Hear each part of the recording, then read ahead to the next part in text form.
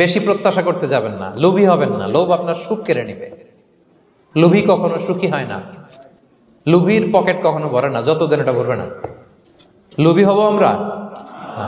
অতিরিক্ত প্রত্যাশা করব না, অল্প প্রত্যাশা করবো। I am not talking about the goal. Goal should be bigger and higher, but I am talking about expectation. বেশি এক্সপেক্ট করা ভালো না। খুব প্রত্যাশা নিয়ে রাখছেন, কিছু পান নাই, দেখবেন যে কষ্ট লাগবে, ঠিক কিনা? আর কোনো এক্সপেকটেশন নাই, এরপরে যেটা পাবেন ওইটাই লাভ।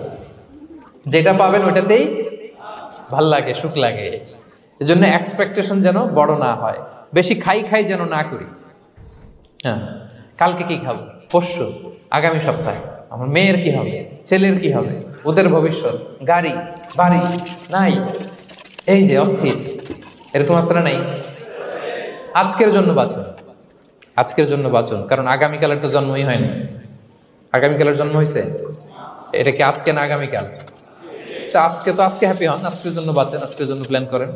আগামীকালের তো জন্মই হয় নাই। কালকে সকালে সানরাইজের পরেই না আগামীকালের জন্ম গ্রহণ হবে, ঠিক কিনা বলেন? তাহলে প্রত্যাশা কমান, হ্যাপি হবেন আপনি।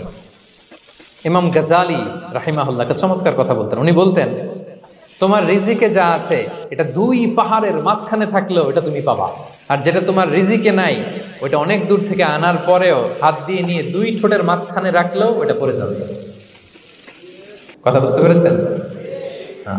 আপনি মাঝে মাঝে অ্যানিমেল কিংডম অথবা জিওগ্রাফিক্যাল চ্যানেলে দেখবেন যে বক মাছ শিকার করে কিভাবে অনেকক্ষণ লুকিয়ে থাকে, হুট করে একটা মাছ ধরে, ধরার পরে মাছটা বাঁচার জন্য ছোটাছুটি করে, বকটাও কামড় দিয়ে এমনি ধরে অমনি ধরে, পরে যায় আবার ধরে, আবার পরে যায় আবার ধরে, সবশেষে মাছটা টুক